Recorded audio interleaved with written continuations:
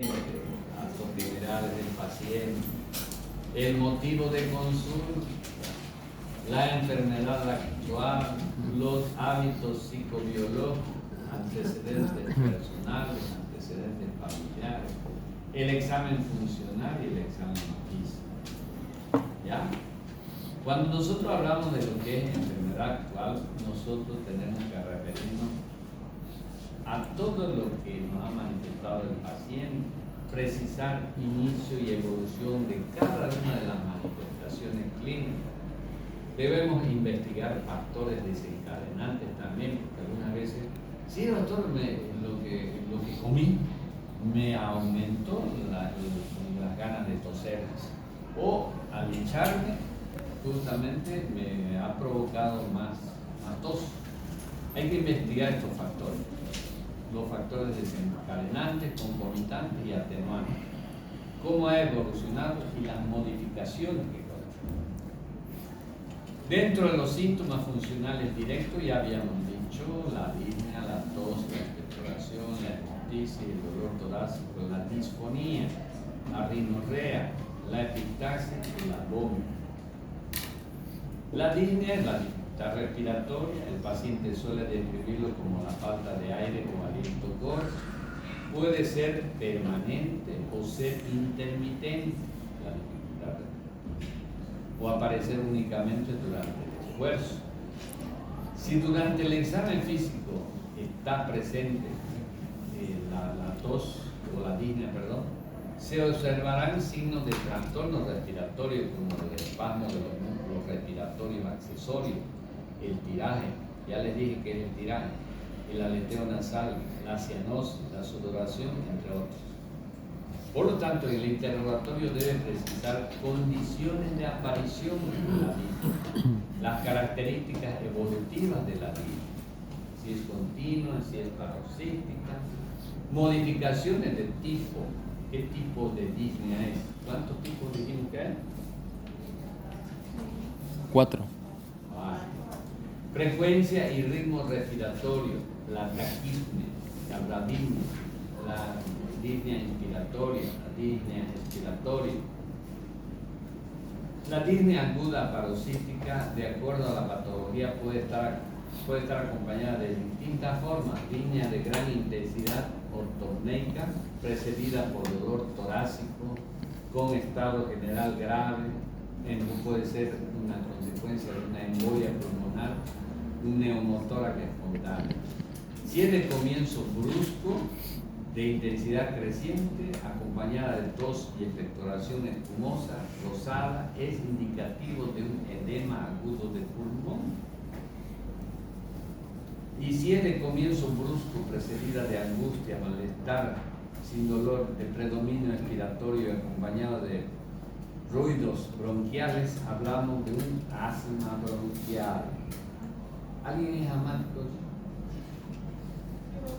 Ya, ¿qué sensación tiene cuando le empieza el asma? A ver, cuéntenos.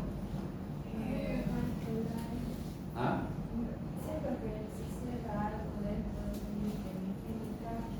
Ajá. No puedo respirar. No puede respirar, ¿no? Es como si me estuviera ahogando. Pero le avisa su pulmón cuando le va a venir la crisis asmática. Me da comezón al inicio. Ah, escozor, ¿no? Ya. Entonces avisa. Es igual que también la persona que tiene, por ejemplo, ¿cómo se llama? Epilepsia. Dicen que algunas veces uno tiene que experimentar para saber cómo. El epiléptico, cuando le va a venir su crisis epiléptica, siente, o sea, le avisa a su organismo, le avisa a la corteza cerebral que le va a venir. Por eso algunos buscan donde sentarse, otros buscan donde echarse para no caer y golpearse. Avisan. Entonces le avisan, escuchan ruido, escuchan un zumbido de oído, etcétera, etcétera. Entonces, también en el asma, la alergia que le va a venir comienza a presentar sobre todo escozor, porque el asma es una alergia. La disnea de esfuerzo se caracteriza por aparecer durante esfuerzos musculares y desaparecer en reposo. Característica de insuficiencia cardíaca izquierda. Como consecuencia, la congestión pulmonar puede estar presente también en afecciones bronquiales, asma, enfisema, carcinoma broncoagénico, trastornos respiratorios, etcétera, etcétera. Puede ser también estar presente también en causas pulmonares como la fibrosis, la tuberculosis, la atelectasia, la neumoconiosis, trastornos de hematosis, sobre todo, y en enfermedades pleurales como la pleuritis crónica y sobre todo la sífilis pleural. ¿Por qué puede ocasionar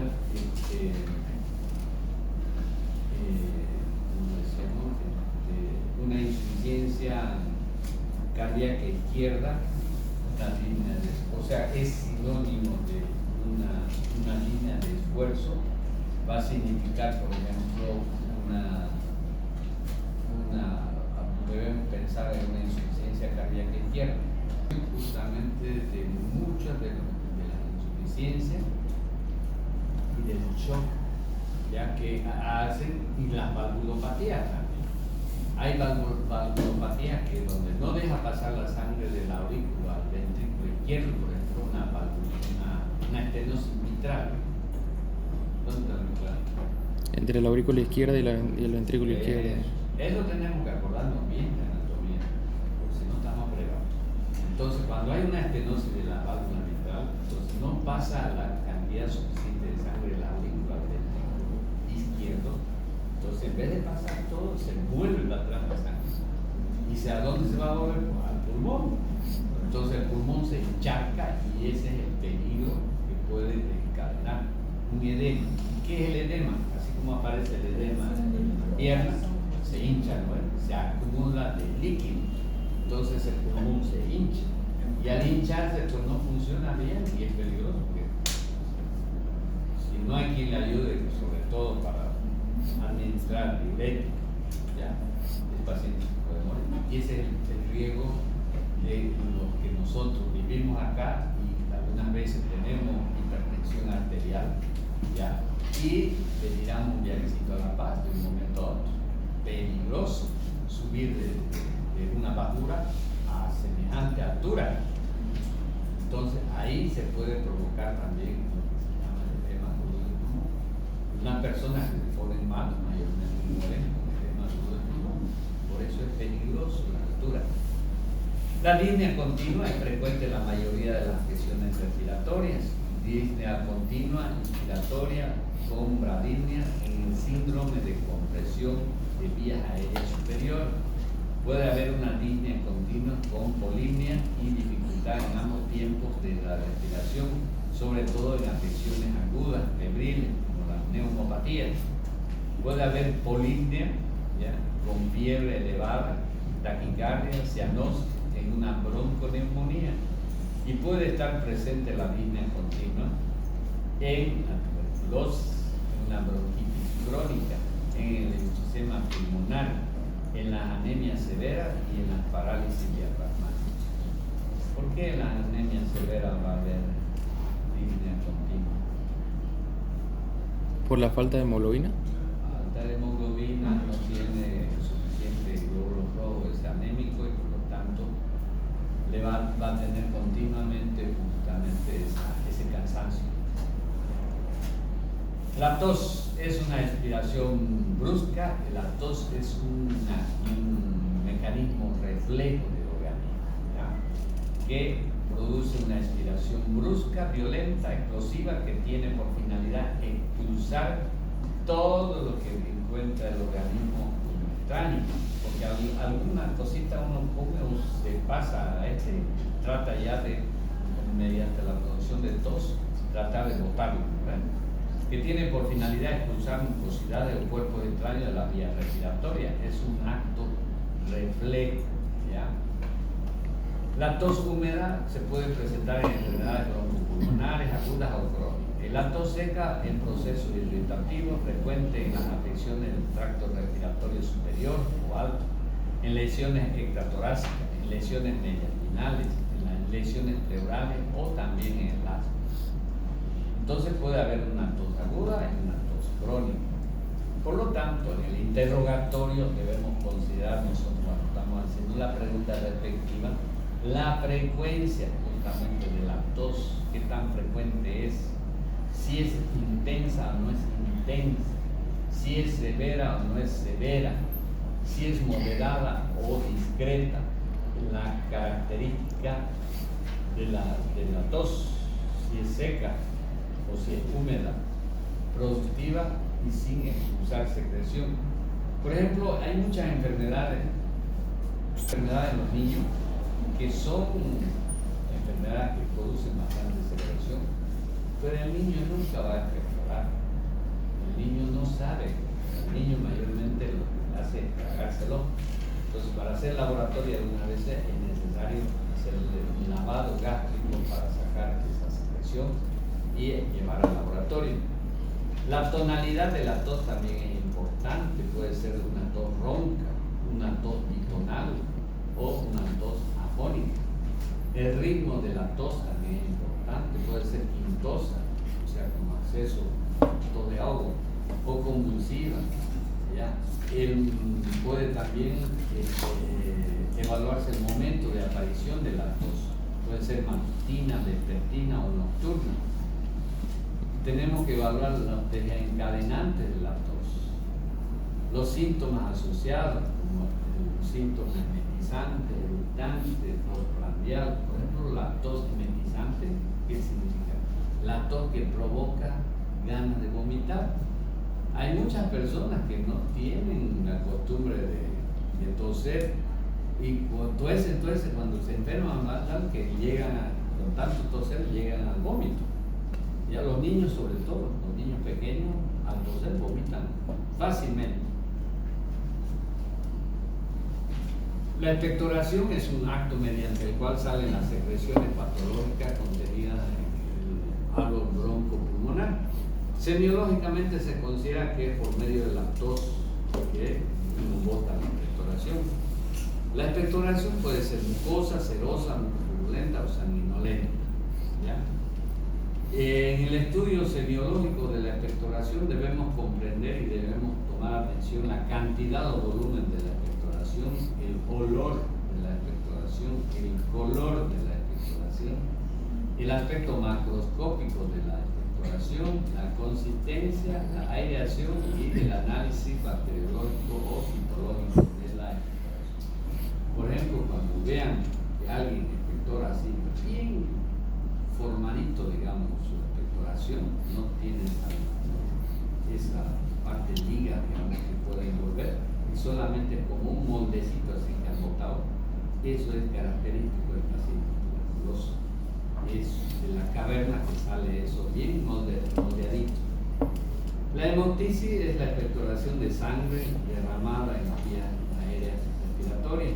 Debe diferenciarse de la epistaxis, que es el sangrado nasal, de la hematemesis, que es el sangrado gástrico, que también uno puede botar por la boca y que viene siempre precedido de náusea, y de la gingivorragia, el sangrado de la encía.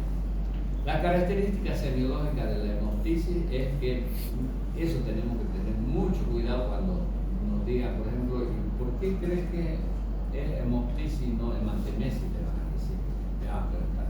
Entonces, la hemoptisis viene precedida siempre por una sensación de calor retroesternal, opresión retroesternal y cosquilleo laríngeo. Esa es una señal de que va a tener un sangrado de los pulmones. Se acompaña mayormente de tos, sabor a sangre o gusto metálico en la boca. La sangre por lo de esfuerzo es roja, es humosa, porque viene del árbol bronquial, entonces va a estar con espuma y con aire y aireada. Se presenta varias veces al día, puede presentarse varias veces al día la hemoptisis. Días posteriores es más negruzca y luego esputo amarillo parduzco. En cambio, la hematemesis es diferente. La hematemesis no hay burbujas de aire en la sangre, mayormente la sangre es como coágulos así, pedazos de coágulo de sangre ingerida, y mayormente es más negra la sangre, y además está con restos de alimentos que vienen del estómago. La hemoptisis de origen pulmonar puede ser por una tuberculosis, por una bronquitis crónica, por cáncer de pulmón, por bronquiectasia, por un absceso pulmonar, por la micosis pulmonar, por la presencia de tumores pulmonares benignos, por la presencia de bronquitis aguda, neumonía o vasculitis también. Enfermedad de inflamación de los vasos también puede. Y cuando la hemoptisis es de origen extrapulmonar, también puede haber, puede deberse a una enfermedad mitral, ya una estenosis mitral, por la válvula mitral, una insuficiencia cardíaca congestiva, sobre todo el lado izquierdo, puede haber hemoptisis. En un tromboembolismo pulmonar también se produce hemoptisis. En el paciente hipertenso, sobre todo en la hipertensión pulmonar, en la endometriosis en la mujer, en alteraciones de la coagulación también en paciente que tiene alteraciones de la coagulación puede llegar a tener hemoptisis. El dolor torácico es frecuente, pero debe diferenciarse de dolores por otras etiologías no respiratorias. Hay que analizar por el interrogatorio las características del dolor, el modo de aparición, si es agudo o subagudo, si es progresivo o si es crónico, la localización del dolor, la irradiación del dolor, la intensidad del dolor, las características, si es quemante o urente, si es como desgarramiento, si es como si le pincharan con un alfiler o una aguja, o como si jalaran, si tironearan. El dolor si es continuo o es intermitente o es continuo, si se exacerba con algunos movimientos, sobre todo a la inspiración o expiración, porque cuando duele al meter aire y botar aire significa que es neuromuscular, el dolor no es un dolor interno. La vómica se considera como una expectoración purulenta, caracterizada por su violenta aparición y gran cantidad. Se puede presentar de tres formas: una vómica masiva precedida de intenso dolor torácico dramático, fraccionada, inicia bruscamente pero en pequeñas cantidades, acceso menos intenso de tos, nubular con una expectoración purulenta que se instala bruscamente de un día para otro. La disfonía es un trastorno de efecto de la voz, es más frecuente en afecciones laríngeas. ¿Ya? En la laringe puede ser por la presencia de una laringitis, una inhalación de gas, cuerpo extraño, por un traumatismo, por la presencia de granulomas, nódulos, pólipos o un carcinoma.